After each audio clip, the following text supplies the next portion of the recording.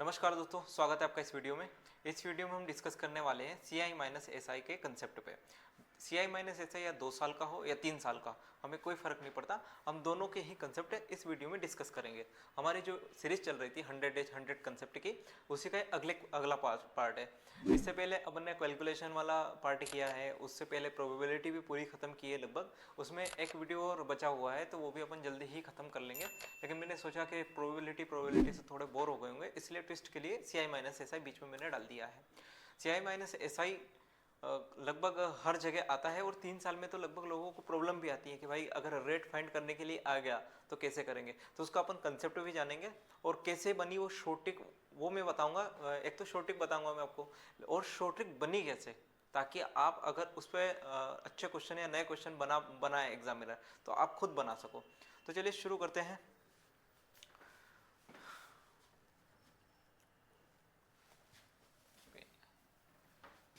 जैसे मैं पहले बेसिक बता देता हूँ आपको CI का। जैसे अगर मान के चलो मेरे पास में 1000 रुपये हैं। 2 साल की बात करेंगे पहले, उसके बाद फिर अपन 3 साल पे आएंगे, ठीक है। पहले 2 साल का कंसेप्ट जानेंगे, उसका जो शॉर्ट ट्रिक बनी है, जो फॉर्मूला बना है, वो मैं आपको बताऊंगा। उसके बाद उस पर बेस्ड अपन क्वेश्चन प्रैक्टिस करेंगे, नॉर्मल क्वेश्चन भी, PYQ पे सब मैं आपको कराऊंगा। उसके बाद फिर क्या करेंगे अपन, 3 साल का कंसेप्ट जानेंगे और उस पर बेस्ड क्वेश्चन करेंगे, ठीक है। तो मैंने क्या कहा आपसे कि मेरे पास में 1000 रुपये थे, और मेरे पास में यहाँ पे जो रेट थी वो 10% थी। 10% का मतलब आप सब जानते हैं 1/10 इसका फ्रैक्शन होता है, ठीक है। अगर 1000 रुपये मेरे पास में थे, और 10% के हिसाब से मैं अगर यहाँ पे ब्याज लेने जाऊंगा, मतलब कितना कर दूंगा, 1/10, तो मेरे पास में जो ब्याज मिलेगा वो कितना मिलेगा, 100 रुपये। ये 1 साल की कहानी हो गई मेरे पास में, कि अगर 1000 रुपये मेरे पास में थे और 10% अगर रेट थी मेरे पास में, तो मेरे पास में ब्याज कितना मिल जाएगा, 100 रुपये मिल जाएगा। फिर मैंने कहा कि अगर मैंने दूसरे साल ब्याज लेने गया, तो 10% के हिसाब से ही मुझे फिर से कितना ब्याज मिल जाएगा, 100 रुपये मिल जाएगा। लेकिन जो ये 100 रुपये मिला है, ये 100 रुपये मिला है मेरे पास में, यहाँ पे मैं लिख देता हूँ, ये फर्स्ट ईयर है और ये सेकेंड ईयर है। तो यहाँ पे जो फर्स्ट ईयर में मुझे 100 रुपये मिला, यहाँ पे चक्रवृद्धि ब्याज नहीं लग सकता। चक्रवृद्धि ब्याज का मतलब क्या होता है, ब्याज पे भी ब्याज लगना, प्रिंसिपल पे तो ब्याज मिलेगा ही। कुछ लोग बोल देते चक्रवृद्धि ब्याज का मतलब होता है ब्याज पे ब्याज मिलना, नहीं। चक्रवृद्धि ब्याज का मतलब होता है कि भाई आपको प्रिंसिपल पे तो ब्याज मिलेगा ही, प्लस ब्याज पे भी ब्याज मिलेगा। तो जब मैं दूसरे साल ब्याज लेने जाऊंगा, तो मुझे 1000 पे ब्याज मिलेगा, और साथ ही साथ इस 100 रुपये भी ब्याज मिलेगा। 100 रुपये 10% के हिसाब से कितना ब्याज मिल जाएगा मुझे, 10 रुपये मिल जाएगा। मिल जाएगा कि नहीं मिल जाएगा। तो टोटल ये जो ब्याज आया मेरे पास में 100, 100, 10, ये आपको मैं बताऊं, अगर जो मेरे पास में टोटल ब्याज आया है, ये जो 100, 100, ये 100 रुपये, ये 100 रुपये और ये 10 रुपये, ये टोटल मेरे पास में बनेगा CI चक्रवृद्धि ब्याज। कितना बना टोटल, 210 रुपये। और टोटल अगर मैं आपसे बोलूँ कि मुझे सिंपल इंटरेस्ट बताओ 2 साल का, तो कितना बना, वो बना 200 रुपये।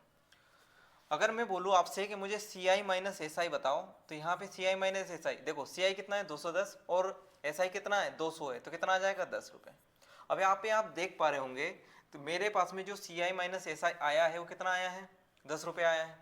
और यहाँ भी आपको कितना दिख रहा है, 10 रुपये दिख रहा है। दिख रहा है कि नहीं दिख रहा है। तो मतलब हम इतनी मगजमारी ने ना करके कि मैं चक्रवृद्धि ब्याज अलग निकालूँ, सिंपल इंटरेस्ट अलग निकालूँ, उसके बाद फिर दोनों का अंतर लूँ, इतना ना करके अगर मैं इस वाली वैल्यू पे डायरेक्ट पहुंच जाऊं, तो मेरा काम बन जाएगा। क्योंकि यही मेरी क्या है, चक्रवृद्धि ब्याज और साधारण ब्याज के बीच का अंतर, CI माइनस SI। अगर आप इसको ऐसे भी देखोगे, तो मेरे पास में 200 रुपये कैसे बना, इस 100 और इस 100 को जोड़ के। और 210 कैसे बना था, इस 100, ये 100 और इस 10 को जोड़ के 210 बना था। तो अगर मैं कहूँ कि ये जो वैल्यू है ऊपर वाली, ये मेरे पास में क्या है, सिंपल इंटरेस्ट है। नीचे वाली क्या है, CI माइनस SI है। और ये पूरी अगर मैं जोड़ दूँ, तो मेरे पास में क्या बनेगा, चक्रवृद्धि ब्याज। और इसको अगर मैं एक फॉर्मेट का नाम दूं, मान के चलूं मैंने इस 1000 को बोला P, क्या बोल दिया, P बोल दिया। और इस 100 रुपये को बोला ए अमाउंट वाला, मिश्रधन वाला ए नहीं है, ये नॉर्मल ABCD वाला ए है भाई। अगर ये वैल्यू 100 है, देखो 100 की वैल्यू ए है, तो ये वाली 100 की वैल्यू भी कितनी हो जाएगी, ए हो जाएगी। और इसकी वैल्यू कितनी हो जाएगी मेरे पास में, बी। ये बी मैंने माना है, मतलब एक पैटर्न बना लिया 2 साल का। मतलब मेरे पास में जो ट्री बना है वो क्या बनेगा कि मेरे पास में P रुपए थे, इस पे जब ब्याज लेने जाऊंगा मैं पहले साल, तो A रुपये मिलेगा। दूसरे साल ब्याज लेने जाएंगे, फिर A रुपये मिलेगा, और B रुपये भी मिलेगा मेरे पास में सेकेंड ईयर के अंत में। तो जो B है ये क्या है मेरे पास में, CI माइनस SI है। क्या है, CI माइनस SI। आप लोग मुझे अब एक बात बताओ कि जो ये A था, ये मुझे कब मिला था, जब मैंने रेट पी का R% निकाला था। अगर मैं R को R ही मानूं, 10% वगैरह कुछ भी नहीं मानूं, मेरे पास में क्या बोल दिया, मेरे पास में कुछ प्रिंसिपल था P रुपए और रेट थी R%। तो अगर मैं इस A की बात करूं कि मैं इस A पे कैसे पहुंचा था P से, जब मैंने इसका क्या निकाला था, R% निकाला था। और इस B पे मैं कैसे पहुंचा था, जब मैंने इस A का R% निकाला था। ऐसे पहुंचा था कि नहीं पहुंचा था। तो मतलब मैं कहूं कि अगर मैं P का R% निकालूं तो मुझे क्या मिलेगा, ये वाला A मिलेगा। अगर इस A का मैं R% निकाल दूं, मतलब ये जो वैल्यू बनी है P का R%, मतलब A बन गया कि बन गया कि P का R% निकाल दिया तो मेरे पास में क्या बन गया था, A बन गया था।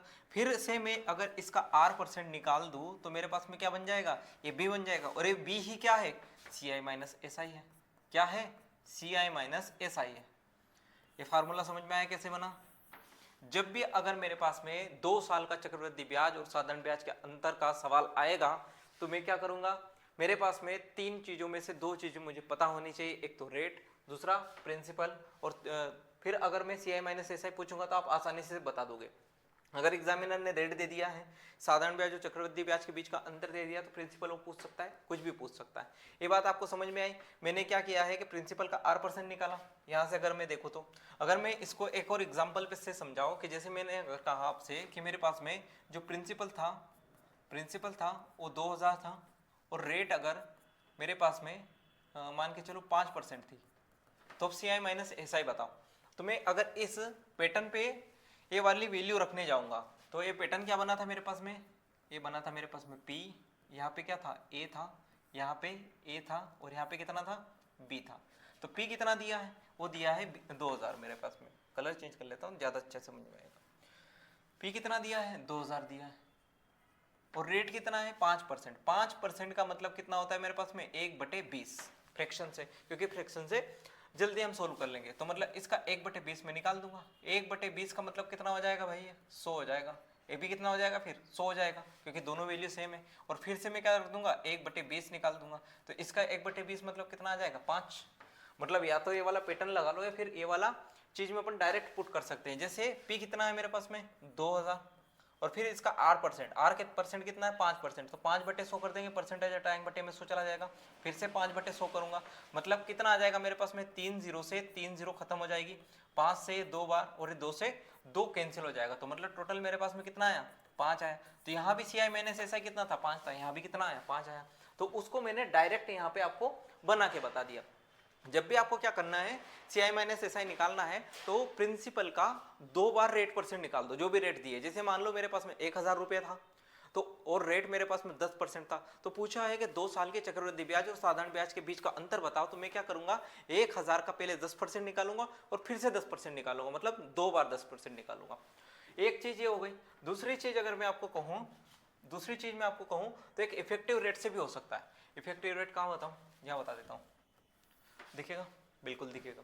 इफेक्टिव रेट क्या होती है, जैसे मैंने कहा आपसे कि मेरे पास में प्रिंसिपल 1000 है, कितना है, 1000, और जो रेट है, रेट मान के चलो 20% है, और मुझे CI माइनस SI बताना है, CI माइनस SI बताना है। तो इसमें मुझे 2 रेट पता होनी चाहिए। अगर मैं यहाँ पे केवल परसेंटेज रेट पे काम करूँ तो मुझे 2 रेट पता होनी चाहिए। एक तो साधारण ब्याज की रेट, दूसरी चक्रवृद्धि ब्याज की। मतलब मुझे साधारण परसेंटेज में कितना मिला साधारण ब्याज, और चक्रवृद्धि ब्याज मुझे परसेंटेज में कितना मिला।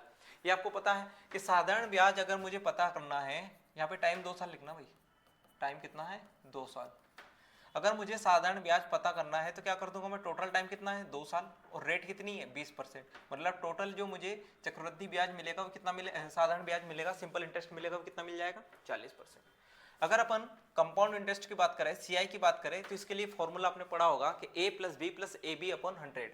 क्या होता है भाई, A + B + AB अपॉन 100, यही होता है। तो A कितना है, 20, BB कितना होगा, 20, मतलब दोनों साल के लिए रेट हमारे पास समान ही है, प्लस AB मतलब 20 × 20 बटे कितना हो जाएगा, 100। तो कितना आया है, 44%। CI का परसेंटेज जो ब्याज आया मेरे पास में वो कितना आया है, 44%। SI कितना आया था, 40%। मतलब CI माइनस SI मेरे पास में कितना आ जाएगा, 4%। अगर मैं 44 में से 40 को घटाऊंगा कितना आ जाएगा, 4%। अगर मैं डायरेक्ट प्रिंसिपल का 4% निकाल दूंगा तो मेरे पास में क्या आ जाएगा, CI माइनस SI आ जाएगा। मतलब 1000 का कितना निकाल दो 4%, कितना आ जाएगा भाई 40। तो 40 इस सवाल का उत्तर होगा। अगर मैं डायरेक्ट ऐसे निकालने जाता कि 1000 का 20% फिर 20%, मतलब कितना आ जाएगा मेरे पास में, 2 जीरो से 2 जीरो कैंसिल हो जाएगी और वो वाली 2 जीरो से वो वाली जीरो, 40 आंसर आ जाएगा इसका। करके दिखाऊं? चलो इस वाले फॉर्मूले भी मैं रख देता हूं ताकि आपको और क्लियर हो जाए। जैसे मैंने कहा अगर फॉर्मूले में रखते अपन तो 1000 था मेरे पास में, 1000 इंटू 20/100 इंटू 20/ कितना आ जाता 100 आ जाता। ये 2 जीरो से 2 जीरो, 1 जीरो से 1 जीरो, 1 जीरो से फिर से 1 जीरो, तो 20 दूनी कितना आ जाता मेरे पास में 40 आ जाता। ये मैंने फॉर्मूले से करके दिखा दिया। तो आपके पास CI माइनस SI निकालने के कितने तरीके हैं? टोटल 3 तरीके। अपन मैक्सिमम टाइम ये वाला यूज करेंगे। उसके बाद जो सेकंड प्रायोरिटी होगी वो इफेक्टिव रेट होगा, ठीक है। वो मैं आपको बताऊंगा कि कैसे कौन सा फॉर्मूला यूज करना है, कौन सी टेक्निक लगानी है, कब इफेक्टिव रेट लगानी है, सारी चीजें हम डिस्कस करेंगे। अभी आपको इतना समझ में आया होगा मैं उम्मीद करता हूं, ठीक है।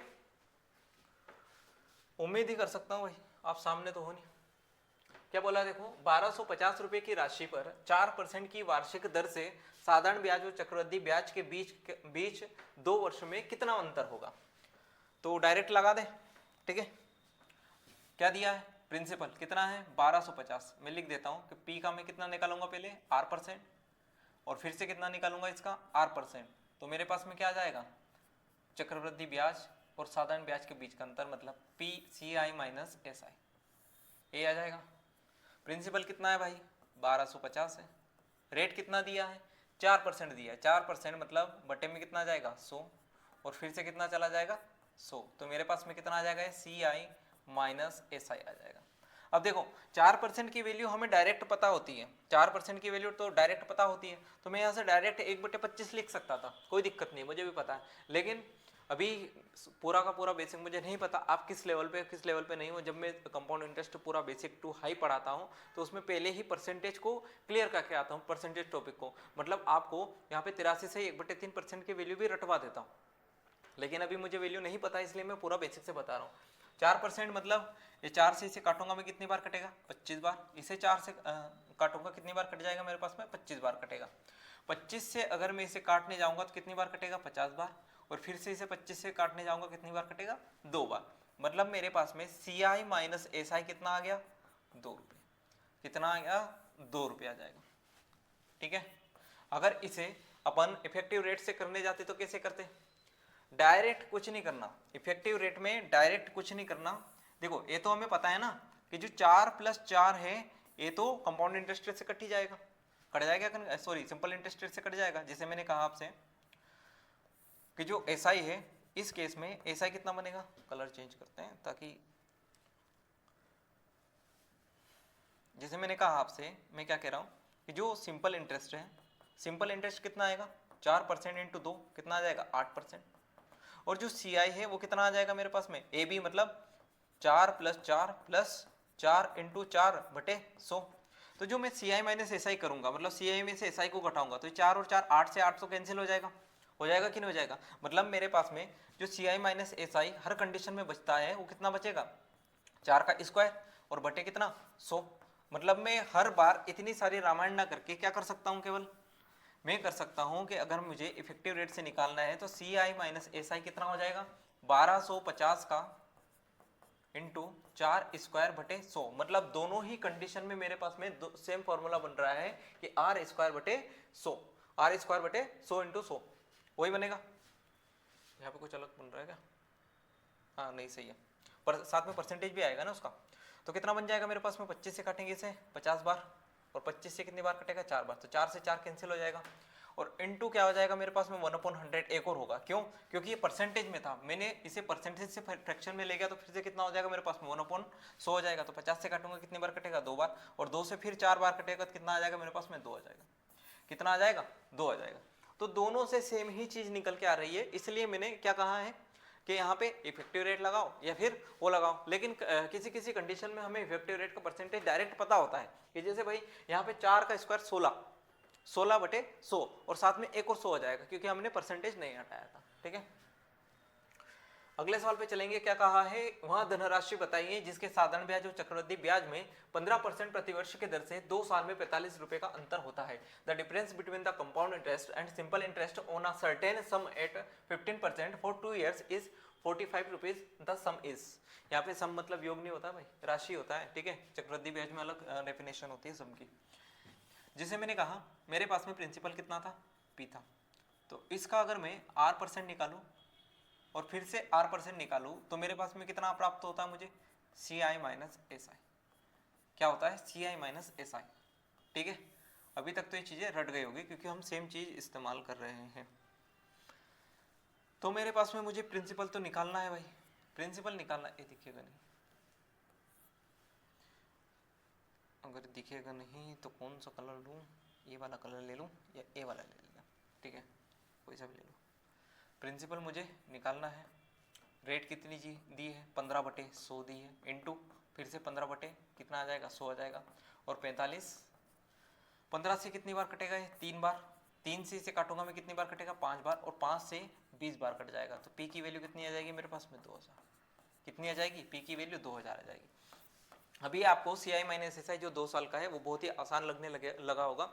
अगर आप इसे पहले किसी और फॉर्मूले से कर रहे थे या फिर किसी और मेथड से कर रहे थे तो आपको कंपैरेटिवली ये ज़्यादा आसान मेथड लगेगी, क्योंकि मैं जो भी चीज़ लाता हूँ भाई बहुत ही रिसर्च करके लाता हूँ। मतलब 95% केसेस में ऐसा होता है कि मेरे पास में आपके पास जो भी मेथड है, जिस टीचर से भी आपने पढ़ा है उसकी मेथड मेरे पास ऑलरेडी होती है। अगर आप शॉर्ट मेथड से कर रहे हो तो मतलब मेरे पास में भी वो मेथड है, अगर आप लॉन्ग मेथड से कर रहे हो मतलब मेरे पास में उससे भी शॉर्ट मेथड है, क्योंकि मैंने सभी के कोर्सेज देखे हुए हैं, लगभग सभी के, जो भी मार्केट में जितने भी फेमस टीचर्स हैं जिन्हें आप जानते हो नहीं जानते हो, जिनसे आप पढ़े हो नहीं पढ़े हो, पढ़ रहे हो, तो मेरे पास सभी के कोर्सेज में 2x स्पीड से 2.5 से जितने मुझे देखने होते हैं मैंने देखा हुआ है, और सभी के मेथड सभी के क्वेश्चंस का कंपाइलेशन मेरे पास में होता है। तो ऐसी कोई चीज़ नहीं होती है कि अगर आप मेरे वीडियो देख रहे हो या फिर मेरे लेक्चर देख रहे हो किसी टॉपिक पे तो मुझे नहीं पता है उसके मेथड। 5% चांसेस तो होते हैं, जैसे मतलब टीचर अपने आप में खुद को इम्प्रूव करता ही रहता है क्योंकि उसके पास में सोचने का समय होता है। जैसे अगर मैं कहूँ मैं कोई क्लास बना रहा हूँ तो इंस्टेंट मेरे पास में जो तरीका है वो तो है ही, मैं ये भी सोचता हूँ कि इसको कैसे स्लो बना सकता हूँ, मतलब फास्ट बना सकता हूँ इस तरीके को, और कैसे शॉर्ट कर सकता हूँ मैं, ठीक है। अगले सवाल पे चलेंगे। क्या कहा है, एक निश्चित राशि पर 2 साल के लिए साधारण ब्याज 200 रुपये है और 2 वर्ष के चक्रवृद्धि ब्याज और साधारण ब्याज में क्या अंतर होगा। मैंने अभी क्या कहा था, जैसे अगर मैं अब आपको वो वाला जो ट्री मेथड है वो आपको दिमाग में रखना पड़ेगा। जैसे मैंने क्या कहा था, यहाँ पे क्या आया था, ए आया था, यहाँ पे क्या आया था, यहाँ पे ए आया था, और यहाँ पे क्या आ गया था मेरे पास में, बी। क्या आ गया था, बी आ गया था। तो जब मैं पी का प्रिंसिपल निकाल रहा था R%, पी का R% निकाल रहा तो मेरे पास में ए आ रहा था। तो ए क्या बताया था मैंने, साधारण ब्याज, और कितने साल का, 1 साल का। एक बात और याद रखना कि 1 साल में फर्स्ट ईयर में साधारण ब्याज और चक्रवृद्धि ब्याज हमेशा क्या होते हैं, समान होते हैं भाई। और फिर से मैं क्या निकाल रहा था, इसका R%, तो मेरे पास में क्या मिल रहा था मुझे, CI माइनस SI। तो मतलब मैं कह सकता हूँ कि जब मैं प्रिंसिपल का 2 बार R% निकालता हूँ, 2 बार रेट परसेंट निकालता हूँ तो मुझे CI माइनस SI मिलता है। अगर मैं SI का भी 1 बार R% निकाल दूँ तो भी मुझे क्या मिलता है, CI माइनस SI।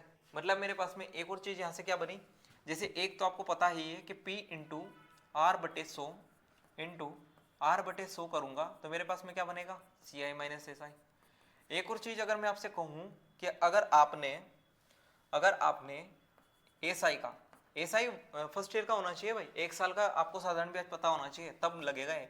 अगर इसका ही R% निकाल दिया तो भी आपको क्या प्राप्त हो जाएगा, CI माइनस SI, ठीक है।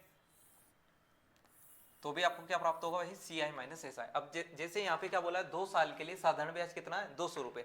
2 साल का दे, 8 साल का दे, 50 साल का दे, हमें कोई मतलब नहीं, क्योंकि हमें पता है कि साधारण ब्याज हर साल कैसा मिलता है, समान मिलता है। तो अगर उसने 2 साल का बोला है तो इसमें 2 का भाग लगा दूंगा, अगर 3 साल का बोला होता तो मैं 3 का भाग लगा देता, 4 साल का बोला होता तो मैं 4 का भाग लगा देता, और मेरे पास में 1 साल का क्या आ जाता, साधारण ब्याज। अगर 2 साल का 200 है तो 1 साल का कितना बनेगा, 100 रुपये बनेगा। मतलब मैं इस फॉर्मूले में रख दूंगा, अगर मैं इस फॉर्मूले में रख दूंगा, अगर मैं इस फॉर्मूले में रखने जाऊंगा तो 1 साल का साधारण ब्याज कितना आया, 100 रुपये आया। इसका मैं रेट परसेंट निकालूंगा, कितना, 7/100। तो मेरे पास में क्या आ जाएगा, CI माइनस SI। तो 100 से 100 कैंसिल हो जाएगा, इस सवाल का उत्तर कितना आ जाएगा, 7 आ जाएगा। कितना आ जाएगा, 7 आ जाएगा। ठीक है। अगर आप ट्री लगाने जाते या फिर इफेक्टिव रेट लगाने जाते तो कैलकुलेट हो जाता। मैंने क्या कहा कि अगर आपको 1 साल का साधारण ब्याज भी पता है तो भी आप CI माइनस SI आसानी से निकाल सकते हैं। ठीक है। अगले सवाल पे चलेंगे। एक निश्चित धनराशि पर 2 वर्षों में 9% वार्षिक ब्याज की दर से अर्जित चक्रवृद्धि ब्याज और साधारण ब्याज के बीच का अंतर 97.2 है। निवेश की गई राशि ज्ञात करो। फिर से लगा देंगे, कोई दिक्कत नहीं। प्रिंसिपल हमें निकालना है। रेट दिए कितनी 9%, इंटू फिर से कितना हो जाएगा 9%, बराबर कितना आ जाएगा मेरे पास में 97.2। पॉइंट हटाएंगे, बटे पे कितना चला जाएगा 10। एक जीरो से एक जीरो कैंसिल हो जाएगी। 9 से इसे काटेंगे, 9 एकम 9, 9 अठे 72, और 9 से इसे काटेंगे कितने बार कटेगा 12 बार। मतलब मेरे पास में जो प्रिंसिपल आया वो कितना आ जाएगा 12,000। कितना आ जाएगा 12,000। ठीक है। अगर कैलकुलेशन में दिक्कत हो तो इससे पहले वाला वीडियो जो डाला हुआ है कैलकुलेशन का वो देख के आना, वरना आप बोलो मुझे कैलकुलेशन समझ में नहीं आ रही भैया। 2 वर्षों में 20,000 पर साधारण ब्याज और चक्रवृद्धि ब्याज के बीच का अंतर 800 रुपए, ब्याज की वार्षिक दर ज्ञात करें। तो स्टॉल लगा लो इस पे, क्योंकि जो सबसे ज्यादा समस्या आती है वो रेट निकालने में ही आती है। चाहे चक्रवृद्धि ब्याज का नॉर्मल क्वेश्चन हो, चाहे इंस्टॉलमेंट का हो, चाहे CI माइनस SI पे बेस्ड हो। अब उसने क्या कहा है कि 20,000 पर साधारण ब्याज और चक्रवृद्धि ब्याज के बीच का अंतर 800 रुपए। कुछ नहीं, इसमें तो आसानी से अपन निकाल सकते हैं आराम से कि भाई 20,000 रुपए है, इसका मैं एक बार R% करूंगा, फिर से दूसरी बार R% करूंगा, तो मेरे पास में क्या आना चाहिए 800 आना चाहिए। बस इतना आना चाहिए। इसको सोल्व कर लेंगे। इसको अगर मैंने सोल्व कर लिया तो मेरे पास में R की वैल्यू आ जाएगी। ये यहाँ पे 4 जीरो है तो 4 जीरो कैंसिल हो जाएगी। 2 से इसे काटेंगे कितने बार कटेगा 400 बार। तो R स्क्वायर की वैल्यू मेरे पास में कितनी आई 400। तो R की वैल्यू कितनी आ जाएगी 20। अब ये मत बोलने लगना प्लस माइनस 20 आएगी, रेट कभी भी माइनस में नहीं होगी। आप कभी बोलते हो कि मुझे माइनस में ब्याज देना, माइनस का मतलब क्या हो जाएगा कि जितने पैसे दिए उतने कम। तो सामने वाला बोलेगा 50 साल के लिए दे दे, 50 साल के लिए आप पे पैसे बना देगा वो। ठीक है, कितना आएगा 20%। ठीक है, आई बात समझ में।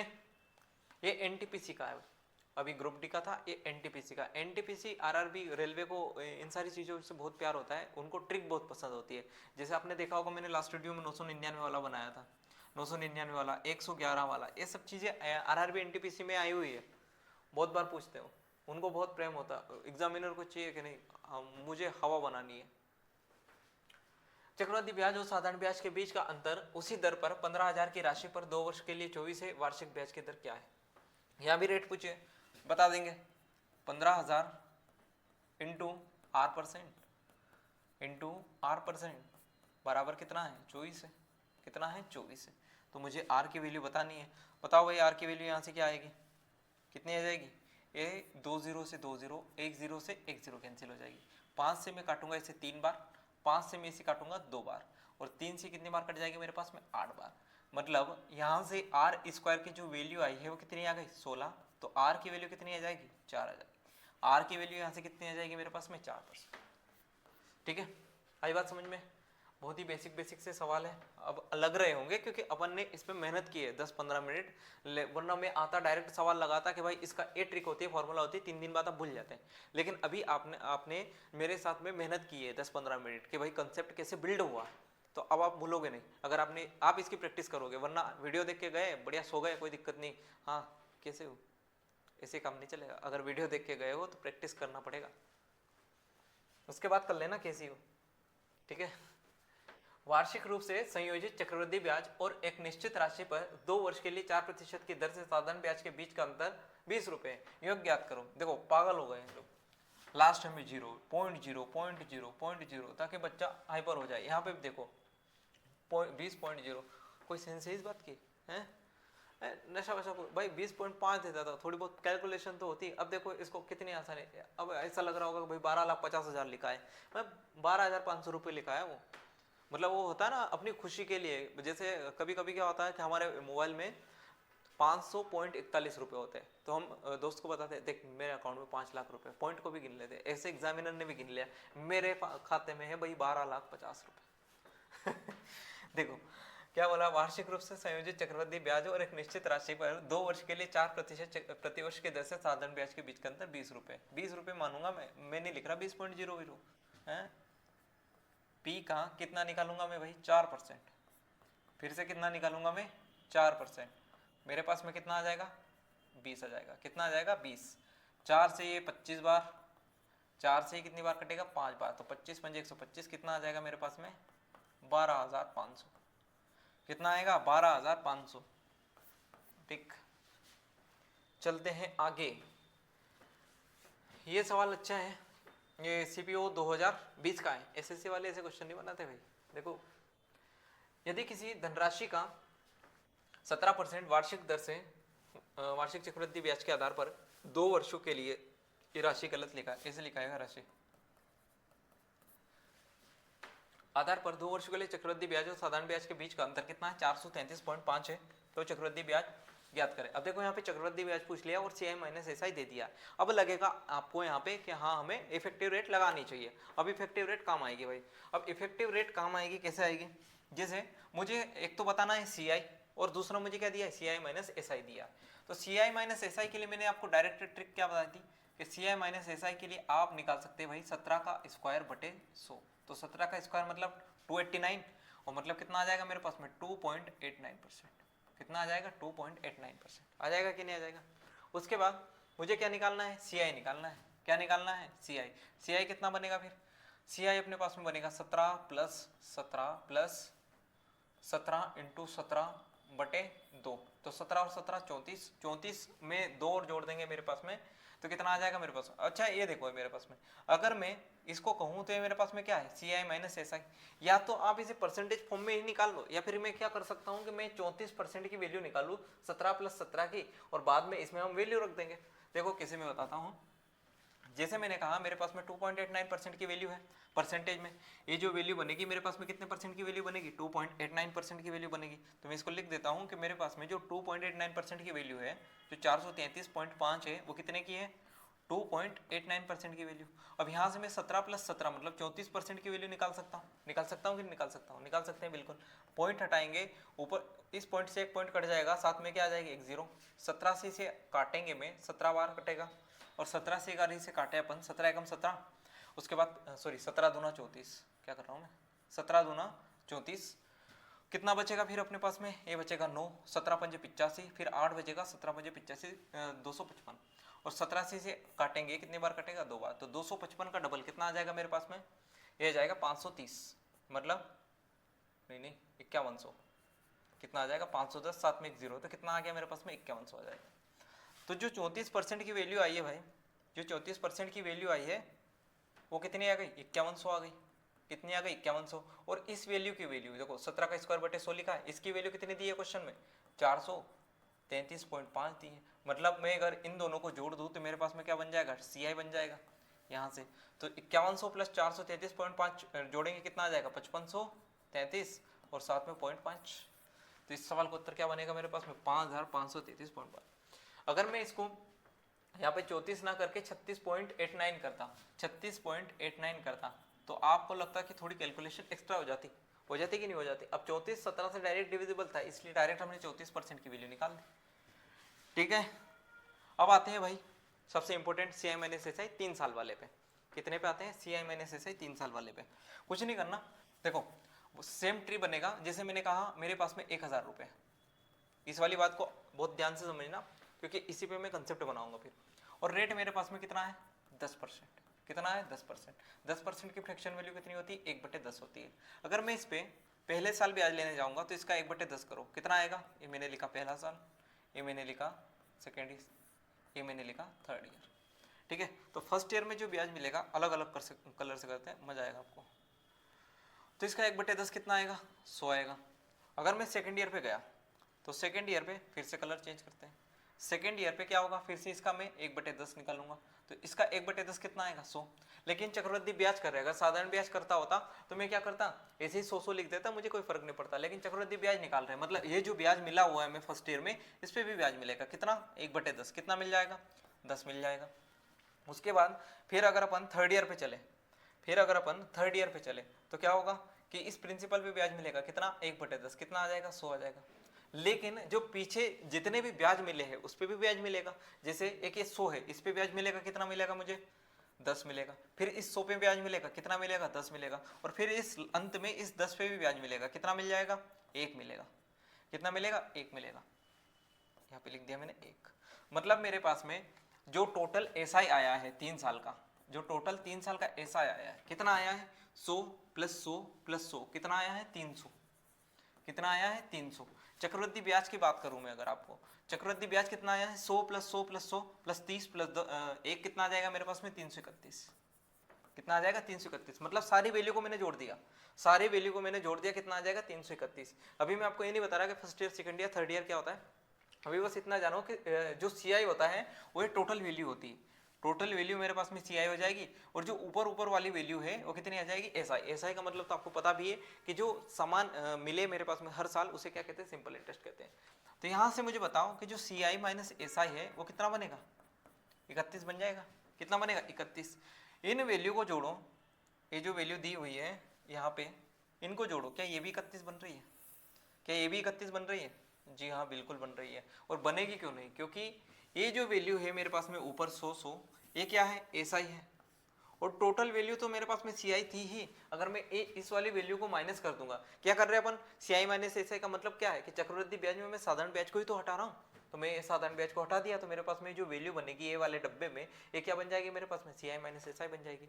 मतलब मैं अगर इसे एक फॉर्मेट का नाम दूं, जैसे मैंने पिछली बार किया था कि इसको P दिया, इसको मैंने दिया A, अगर ये तीनों वैल्यू समान है तो इनको भी दे दिया मैंने A, यहाँ पे B दिया, अलग वैल्यू थी तो ये भी कितना होगा B, क्योंकि समान वैल्यू है, और वे A वैल्यू अलग है तो मैंने इसको बोल दिया C। मतलब मेरे पास में जो पैटर्न बना है 3 साल का वो कितना बना है, P यहाँ पर कितना आ जाएगा A, यहाँ पर A, यहाँ पर A, फिर उसके बाद यहाँ पे B आ गया था, फिर B, फिर B, और उसके बाद C।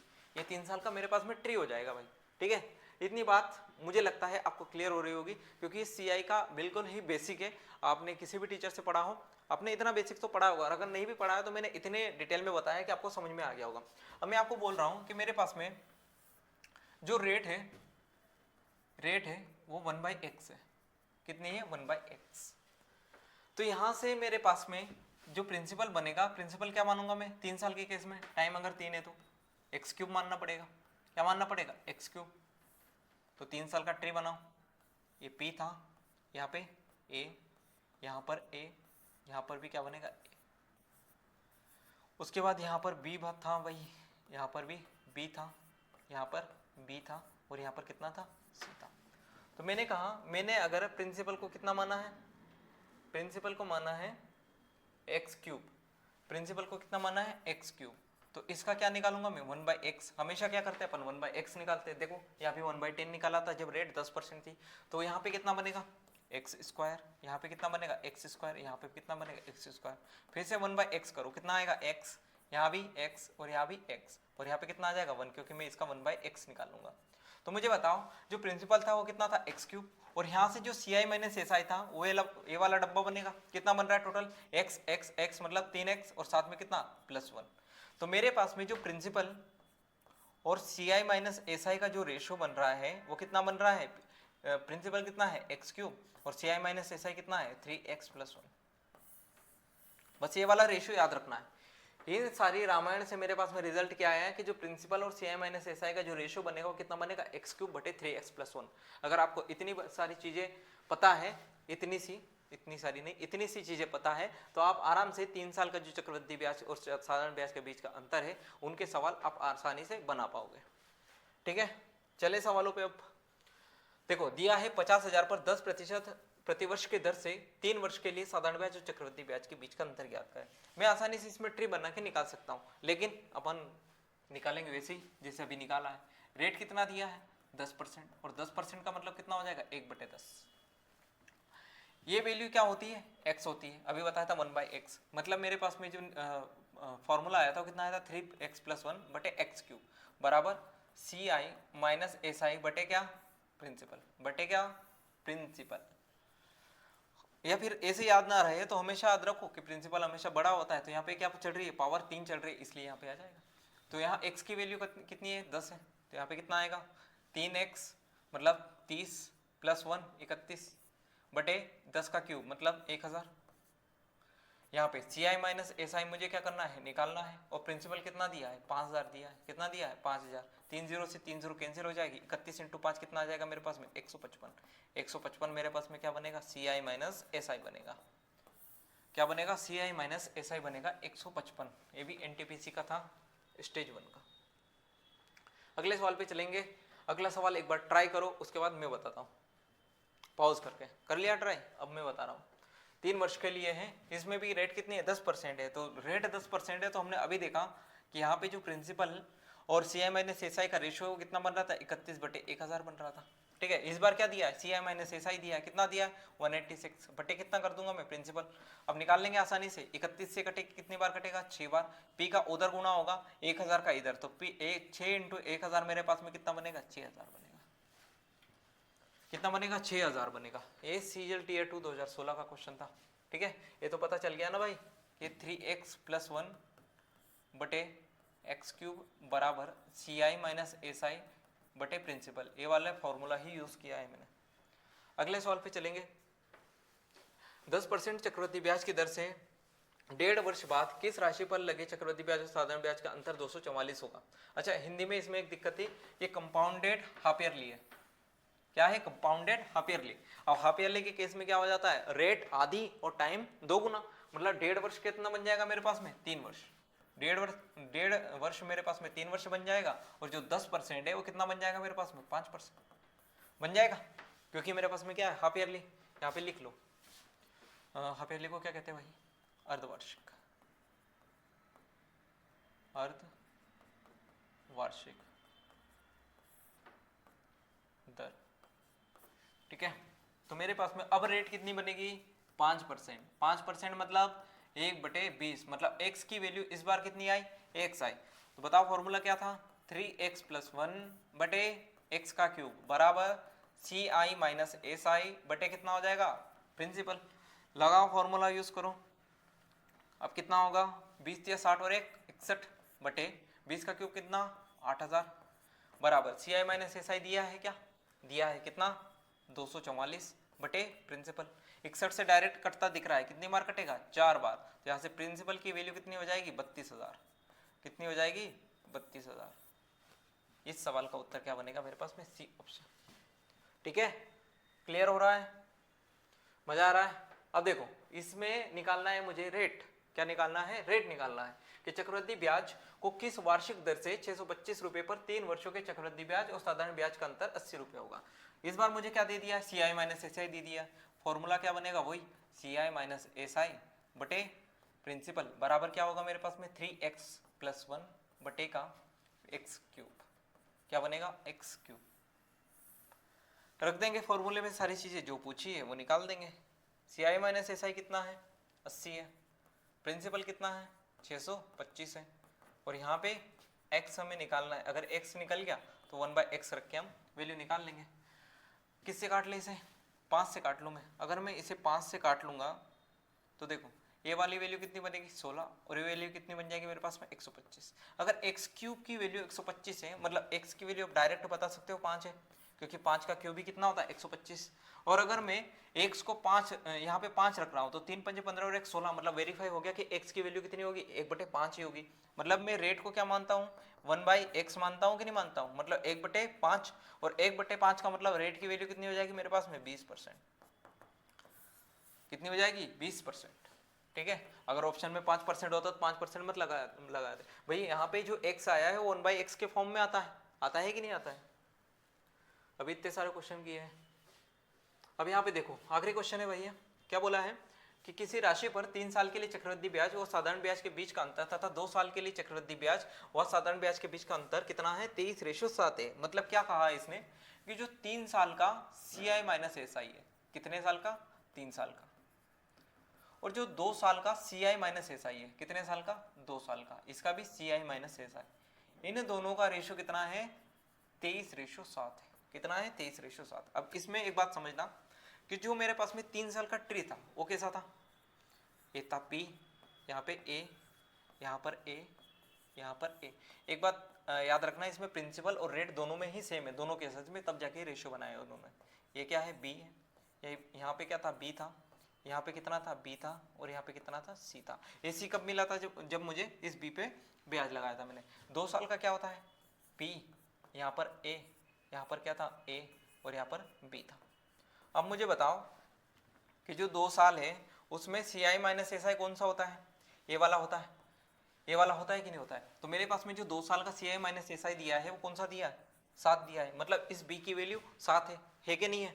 उसने अगर 2 साल का CI माइनस SI दे दिया मतलब इस b की वैल्यू दे दी है 7। अगर यहाँ पे b है तो यहाँ पे भी b होगा, क्योंकि दोनों एक ही राशि और दोनों क्या है? रेट है। मतलब मुझे b की वैल्यू पता चल गई, यहाँ भी 7 होगी, यहाँ भी 7 होगी, यहाँ भी 7 होगी। होगी कि नहीं होगी? अगर ये तीनों मिलके 7 या 21 और टोटल कितनी है? 23 है। मुझे बताओ कि जो 3 साल है उसके पैटर्न में ये जो डब्बा बनता है वो क्या बनता है मेरा? CI minus SI। Total value इसने कितनी कवर की? 7 या 21। कितनी और बची है? 2 और बची है, क्योंकि टोटल वैल्यू 23 थी। मतलब यहाँ पे कितना आ जाएगा? 23 आ जाएगा। मतलब मैं कह सकता हूँ कि यहाँ पे जो वैल्यू बनी है वो 2 का ब्याज मिला है किस पे? 7 पे, क्योंकि मैं इसका ही निकाल सकता जो भी परसेंट निकालता था। मतलब अगर आपको ऐसे समझ में नहीं आ रहा है तो मैं ये कह सकता हूँ कि अगर मैंने 7 का R% निकाला है, क्या बोला है मैंने? 7 का अगर मैंने R% निकाला है, R%, तो मुझे कितना मिला है? 2 मिला है। मतलब R की वैल्यू कितनी आ गई? 2/7 आ गई। कितनी आ गई? 7 आ गई, क्योंकि R% निकाल लेते हैं। R% की वैल्यू मतलब कितनी आ गई मेरे पास में? 2/7। और 2/7 का ही वैल्यू कितनी होती है मेरे पास में? 28/4/7%। फ्रैक्शन में आपने पढ़ा होगा कि 1/7 कितना होता है? 14 सही 2/7%। और 2/7 कितना होता है? 28 सही 4/7%। तो अपना ये लेक्चर था CI माइनस SI पे बेस्ड। उम्मीद करता हूँ कि आपको पसंद आया होगा, समझ में आया होगा।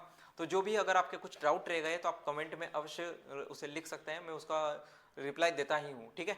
और अगला वीडियो किस पे चाहिए ये भी आप कमेंट कर सकते हैं, कोई दिक्कत नहीं, मैं उस पर कोशिश करूंगा कि बना पाऊँ, कोशिश क्या बना ही दूंगा। मिलते हैं अगले वीडियो में। थैंक यू, धन्यवाद, टेक केयर। और अगर आपको इसकी PDF फाइल चाहिए, एनोटेशन फाइल चाहिए, तो आप टेलीग्राम चैनल अपना ज्वाइन कर सकते हो, मैथ्स बाय चेतन सर। और वीडियो अगर पसंद आए तो शेयर कर सकते हैं, लाइक कर सकते हो और चैनल को सब्सक्राइब कर सकते हैं। मिलते हैं अगले वीडियो में।